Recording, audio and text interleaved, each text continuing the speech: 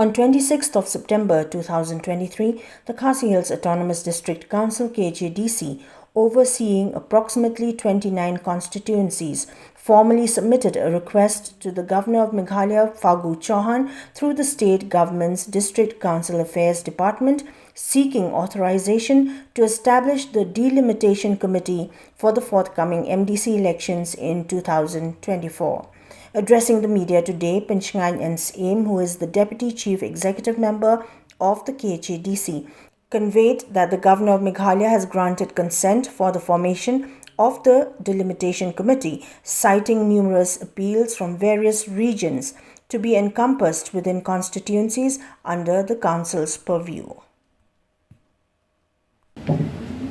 Agar putrik jong benai Oktober Governor ula approve ban ai bor ini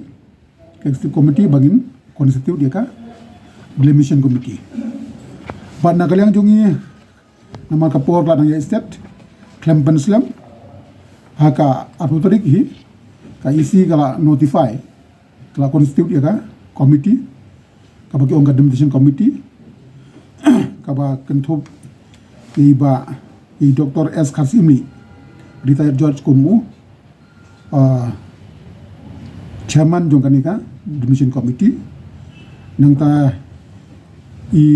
secretary Mr. M. Kharkran retired secretary jongka KHDC kit khot kilong Dr. SL Marbanyang XMLA Kong R. Marbo retired school teachers badi Dr. DRL Nongait Professor Department of Khasi Hanehu ban nagalang jongi ila ai bor haki bakin shina yaki rules ni guidelines bakin ya chakmat ban proceed ahead hajing di barka jing prepared ya ka delimitation arjar delimitation jongan ni snam di ila ai bor iki ba kin habu haki public domain ikinugi jing ai jingmut ban kumjuru nagamenta bakin kondok hearing haki jaka badun kam bat ban siamru iki jingmut jung kisnong jung kipaima bat ban submit ika report hangi kuloi kat bala bat kini kan sesang tai kam mo sai bat iki jing thok ki bangi abar chakat taru ki ba address house siam nagamenta ban include nakawai ka konsumsi ngin sa forward load siaka Delimitation Committee bahkan lihat ya kaba don kam anga ka buntam ka diga maulai ka baritan nambak la ka diga laban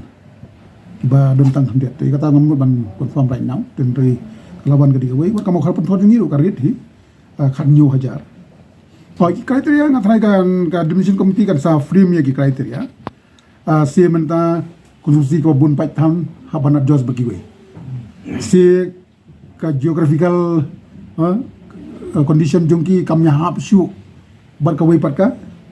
konstitusi namarka lek kawan kan kham sitom itu kung kita ke but let's say kata ke ngong ba ka syong ru hakat ko nikat kung guideline ka bagi draft gini ki Delimitation Committee